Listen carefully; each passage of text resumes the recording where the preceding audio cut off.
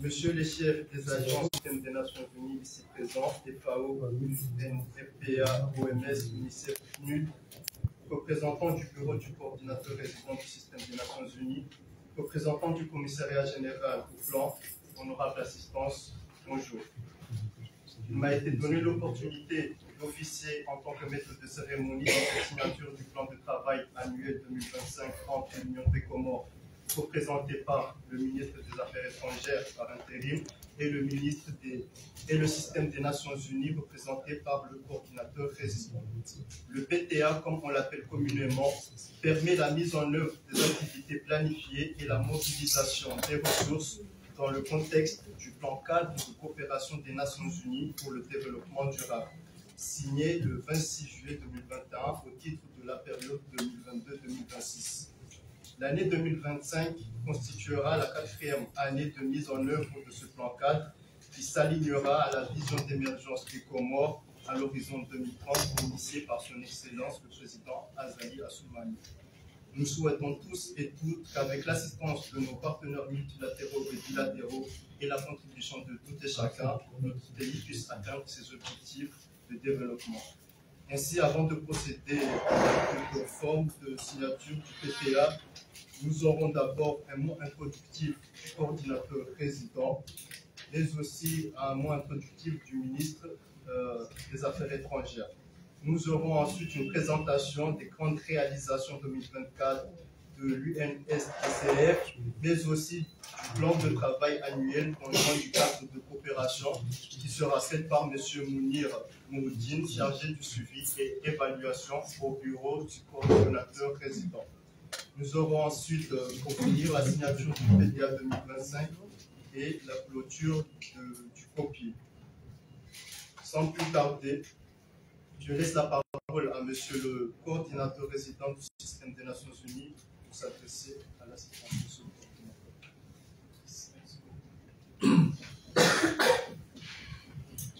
Excellence, Monsieur le ministre des Affaires étrangères et de la coopération internationale chargé du monde arabe, de la diaspora, de la francophonie et de l'intégration africaine. Excellence, Mesdames et Messieurs les ministres, Mesdames et Messieurs les secrétaires généraux, Madame la commissaire générale au plan, Messieurs les directeurs généraux, chers chefs d'agence et collègues du système des Nations Unies, distingués invités, honorables assistants, en beau rang et qualité respective. Assalamu alaikum. C'est un grand honneur pour moi de prendre la parole devant vous à l'occasion de la signature du plan de travail annuel 2025, du plan cadre de coopération des Nations Unies pour le développement durable 2022 à 2026. Comme vous le savez, ce qui nous réunit aujourd'hui, c'est le fruit de plusieurs semaines de travail. Cet événement marque un jalon dans le processus conjoint de revue de plan de travail annuel 2024 et de programmation du PTA 2025. Les résultats de ces travaux viennent de nous être fidèlement présentés, ou seront fidèlement présentés. J'adresse les remerciements et mes félicitations au commissariat général au plan, au bureau de coordonnateur résident et à l'ensemble des collègues impliqués dans ce processus pour la coordination et la conduite de ces travaux du gouvernement, ainsi que aux agences des Nations Unies. Nous pouvons les applaudir, s'il vous plaît. Excellences, Mesdames, Messieurs, je ne peux que me réjouir de l'importance et de la qualité des chantiers que le gouvernement et les Nations Unies poursuivront ou lanceront en 2025 pour le bien-être du peuple comorien. Quelques exemples méritent d'être cités. La mise en réserve de 500 hectares de récifs coralliens, le travail décent dans l'économie bleue ou encore le développement de moyens de subsistance alternatifs pour les communautés mobilisées dans les aires marines protégées. La réalisation de nouvelles infrastructures résilientes d'approvisionnement en eau potable au profit d'au moins 50 localités. la mise en place de systèmes d'alerte précoce et d'un paquet d'instruments de réduction de risque de catastrophe au profit des enfants, le renforcement de production locale, de l'entrepreneuriat agricole et de l'entrepreneuriat de femmes et de personnes en situation de handicap, ou encore la construction d'un laboratoire in vitro de bananiers. La facilitation de l'accès des petites et moyennes entreprises comoriennes au marché de ZLECAf, la promotion du leadership féminin et le renforcement des mécanismes de dialogue social sur les questions liées au genre, aux handicaps et aux soins. Le soutien à une meilleure gestion des déchets médicaux et dangereux. La préparation du 5e recensement général de la population et de l'habitat et la réalisation de recensement général agricole. L'appui à l'opérationnalisation de la nouvelle carte sanitaire. La réalisation de l'étude sur le recensement biométrique à vocation d'état civil. Le développement de la politique migratoire. Excellences, Mesdames, Messieurs, pour l'année 2025, le plan de travail annuel prévoit la réalisation de 254 activités, nécessitant un financement global de 34 millions de dollars. Sur ce montant, 26 millions sont déjà mobilisés, mais il reste encore à trouver plus de 8 millions de dollars. Ces chiffres nous rappellent que le succès de nos efforts repose sur une capacité à conjuguer nos ressources, nos compétences et notre énergie. Nos partenariats représentent un levier essentiel pour relever ce défi. Cependant, pour garantir la pleine réussite de ce plan cadre, nous devons relever plusieurs enjeux stratégiques. En premier, intensifier les échanges au sein des groupes de résultats pour maintenir un suivi et une programmation alignée sur une approche inclusive.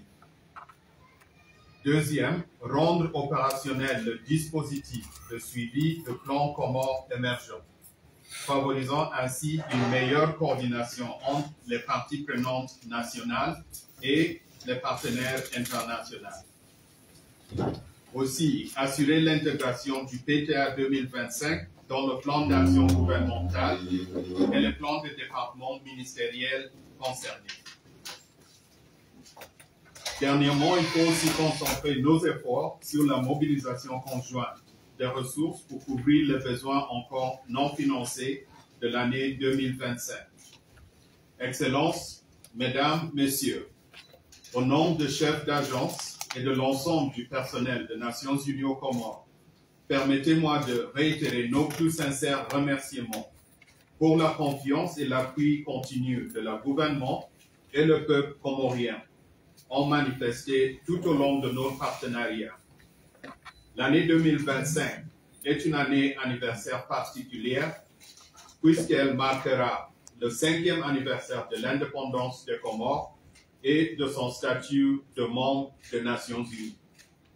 Je tiens également à adresser mes félicitations et mes remerciements les plus chaleureux à tous les acteurs nationaux et partenaires pour leurs engagements sans faille et leur dévouement exemplaire dans la mise en œuvre du PTA 2024. Alors que nous signons le plan de travail annuel 2025, entamons cette 4e année de mise en œuvre du plan 4 avec détermination et optimisme. Ensemble, transformerons le Comores sans laisser personne de côté. Marhaba Menche.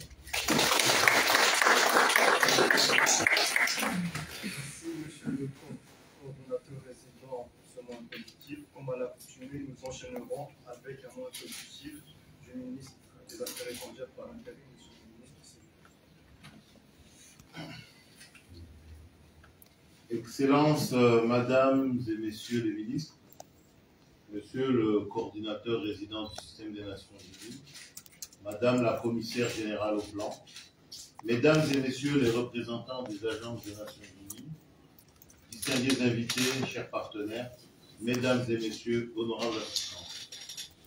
Permettez-moi tout d'abord de rendre un hommage mérité à son Excellence, M. Azali Assoumani, président de l'Union des Comores, car sous sa direction volontariste, notre nation a accompli des progrès significatifs et indéniables dans divers domaines tels que, notamment, l'éducation, la santé, les infrastructures.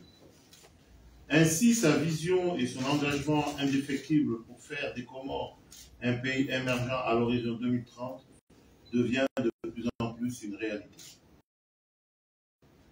C'est avec un immense honneur et un profond sentiment de responsabilité que nous nous retrouvons aujourd'hui pour marquer une nouvelle étape dans le partenariat solide entre le gouvernement de l'Union des Comores et le système des Nations Unies. L'année 2025 représente une phase cruciale, car elle s'inscrit dans la 4e année de mise en œuvre du plan cadre de coopération des Nations Unies pour le développement durable, UNSDCF 2022-2026. Ce plan de travail annuel 2025 témoigne de notre engagement commun pour répondre aux priorités nationales et contribuer à l'atteinte des objectifs de développement durable à l'horizon 2030. Ce plan est un plan au service des Comoriens. Ce PTR 2025 est bien plus qu'un simple document technique. Il traduit une vision partagée, un engagement collectif envers le peuple comorien. Chaque activité, chaque dollar mobilisé répond à une priorité nationale, inscrite dans le plan Comores émergent 2030 et le plan de relance 2022-2026. Honorable assistance, ce plan est un appel à l'action et à la solidarité. Le chemin est certes ambitieux, mais il est à notre portée. Je lance un appel solennel et vibrant à tous nos partenaires techniques et financiers, aux agences des Nations Unies et à toutes les parties prenantes. Restons unis et mobilisés pour garantir la réussite de ce plan. La mobilisation des ressources nécessaires est un impératif, car derrière chaque chiffre, il y a des vies, des familles, des communautés qui comptent sur notre action. Permettez-moi de réaffirmer que le succès du PTR 2025 repose sur notre capacité à travailler ensemble, dans un esprit de solidarité, de transparence et de responsabilité partagée. Ensemble, nous avons déjà accompli de grandes avancées. Ensemble, nous pourrons faire encore plus pour le développement durable et l'avenir des Comores. Honorable assistance, je ne saurais clore mon propos sans exprimer, au nom du chef de l'État, du peuple comorien et en mon nom personnel, mes sincères condoléances aux familles endeuillées de nos frères et sœurs de l'île comorienne de Mayotte. Nous prions pour un prompt rétablissement des blessés suite au passage dans l'île du cyclone Chido, le 14 décembre 2024. Vive l'Union des Comores, vive la coopération internationale. Je vous remercie. Merci, Monsieur le Ministre. Comme énoncé précédemment dans l'agenda, nous allons passer à la présentation des grandes réalisations 2024 de l'UNSDCF, mais aussi des plans de travail pour le nom du cadre de coopération. Soit fait par Monsieur le Ministre.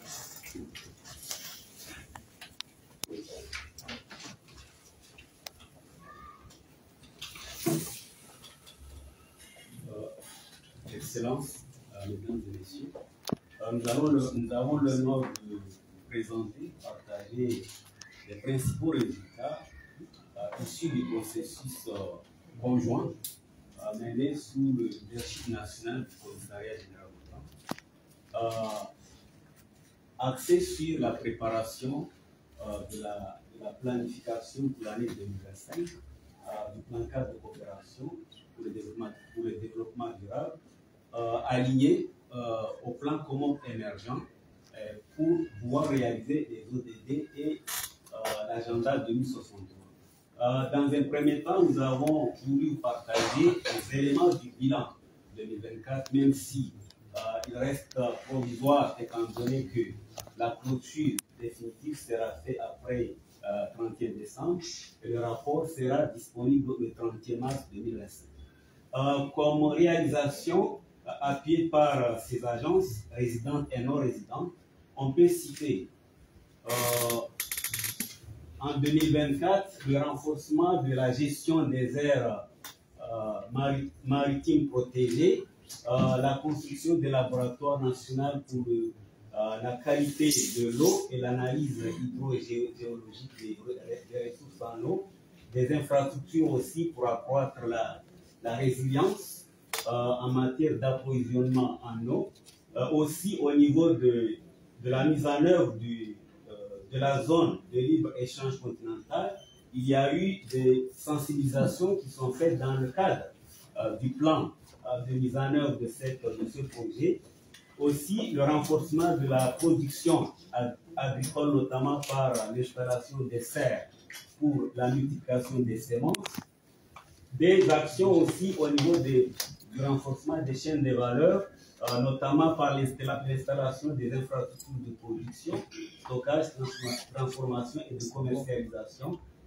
Aussi, il y a une action mise en place pour pouvoir renforcer la mise en œuvre du plan d'action pour la promotion du travail décent, spécifiquement dans le domaine de l'économie bleue, et des politiques élaborées, des plans pour le secteur de la santé, pour pouvoir répondre aux normes réglementaires.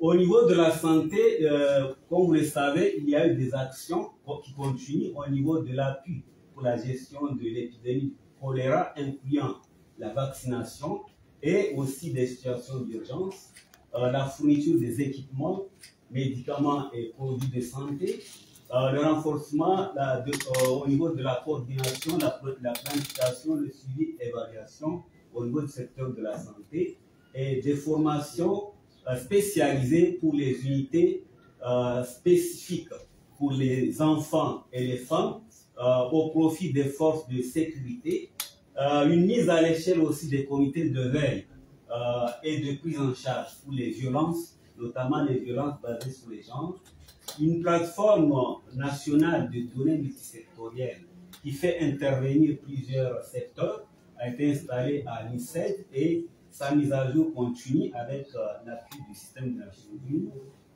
Le renforcement du cadre juridique pour la modernisation de l'état civil au Comores, c'est un projet qui continue.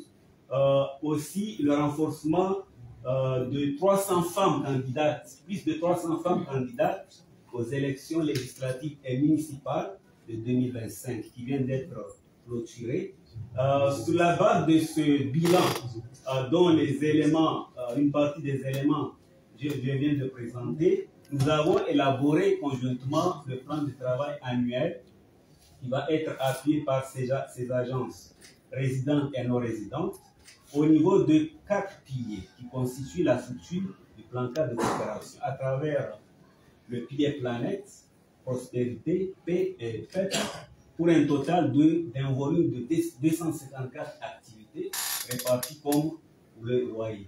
Au titre du pilier planète, quelques activités clés pour mémoire, pour continuer à renforcer le domaine de la biodiversité, de l'approvisionnement en eau, de l'énergie, des énergies propres, la résilience au changement climatique et aux catastrophes naturelles, avec un accent particulier sur les systèmes nationaux d'alerte précoce ainsi que l'habitat durable.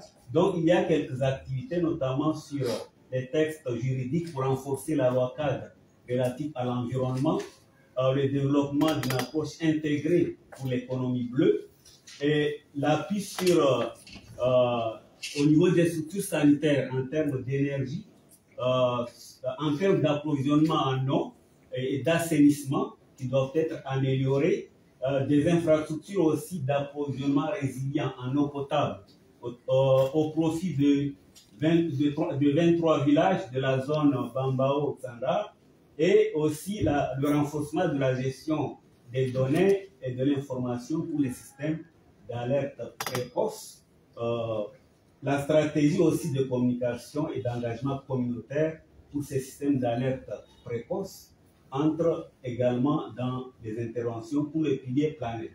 au titre du pilier prospérité, les domaines d'intervention sont essentiellement la mise en œuvre de ce projet de la zone de libre-échange continental africaine que les Comores viennent de ratifier, l'entrepreneuriat, notamment des femmes et des jeunes, avec une attention particulière sur l'autonomisation et l'inclusion des personnes en situation de handicap, la gestion des déchets et l'économie bleue. Donc, il y a des activités qui contribuent à renforcer ces domaines avec l'appui de ces agences, notamment au niveau de la mise en œuvre de la ZLECAF, le renforcement de la compétitivité des entreprises et faciliter leur accès à ce marché, le renforcement de la résilience et l'inclusion socio-économique des femmes et des personnes en situation de handicap, la mise en œuvre des activités entrepreneuriales aussi en faveur des femmes et des personnes handicapées, la construction, l'opérationnalisation aussi du laboratoire in vitro et les capacités aussi techniques des CRDE à renforcer pour pouvoir soutenir l'adoption des pratiques agricoles résilientes. Au titre du pilier peuple, axé essentiellement sur les secteurs de la santé, l'éducation et la protection sociale, certaines activités aussi sont prévues pour continuer l'appui au niveau des politiques, des infrastructures aussi de santé, mais aussi des équipements et médicaments. Aussi au niveau de l'éducation, l'appui continue sur le préscolaire et la généralisation des écoles primaires publiques par rapport à ce préscolaire, le renforcement des compétences des enseignants et des ressources nécessaires à l'application d'une approche pédagogique centrée sur les enfants, une sensibilisation au niveau des familles, sur la prévention de la violence et un appui prévu pour pouvoir évaluer la politique nationale de l'égalité, d'équité du genre. Au titre du pilier P, essentiellement, les domaines d'intervention sont la promotion et le respect de l'état de droit, les droits humains, l'égalité des genres, la prévention et la gestion des conflits, la planification sur l'évaluation et gestion de l'aide publique au développement, les capacités du système statistique national à renforcer, et aussi le domaine de la coopération et des partenariats stratégiques. Donc, ces activités vont concourir à pouvoir développer ces domaines-là, notamment avec un appui sur le suivi des recommandations de l'EPU, l'examen périodique universel qui vient. C'est un appui qui vient au point nommé puisque les Comores viennent de participer à la dernière édition tenue en avril à Genève sur l'examen périodique universel, et donc les recommandations qui en sont sorties doivent être suivies et mises en œuvre avec l'appui des partenaires, notamment le système des Nations Unies. Il y a un appui qui va être continu sur le cadre de financement intégré pour faciliter le financement de la mise en œuvre des ODD et aussi l'élaboration des textes d'application de la nouvelle loi relative à l'état civil et le renforcement des capacités nationales sur la migration, la stratégie nationale de coopération internationale qui doit être aussi finalisée et un appui réservé au commissariat à la diaspora, notamment sur la question de l'expertise des Comoriens de la diaspora. Voilà, en termes, ce sont quelques activités clés, mais le volume d'activités va jusqu'à 250 activités ETA, pour un total de 34 millions de dollars prévus, dont 26 millions sont disponibles et 8 millions à mobiliser. Sur les 26 millions disponibles, vous voyez que en fait, c'est au niveau du pilier planète qui a une concentration de financement qui dépasse 53%, suivi du pilier prospérité,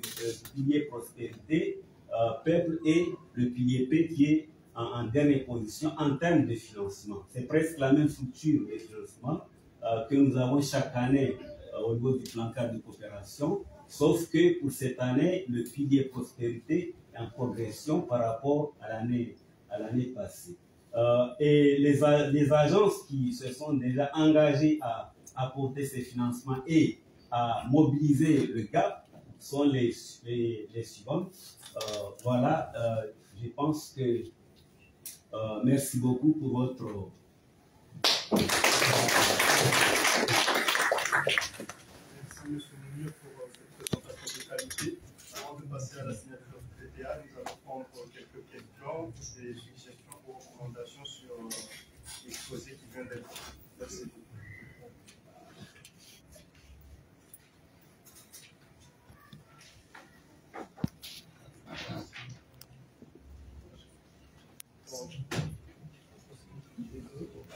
Donc, s'il n'y a pas de questions, nous allons passer à la signature du PPA.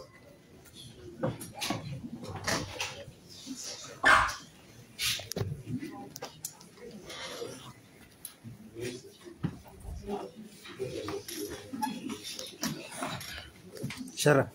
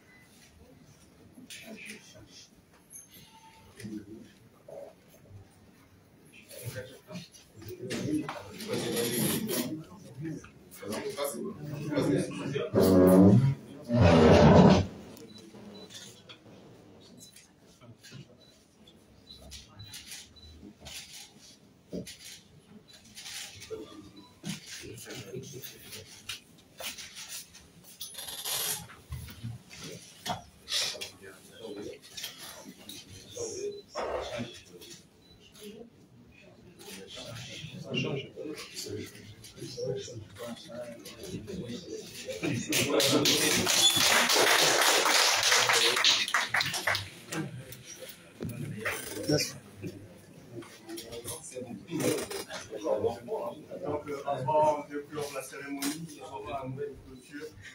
On a fait le récipient.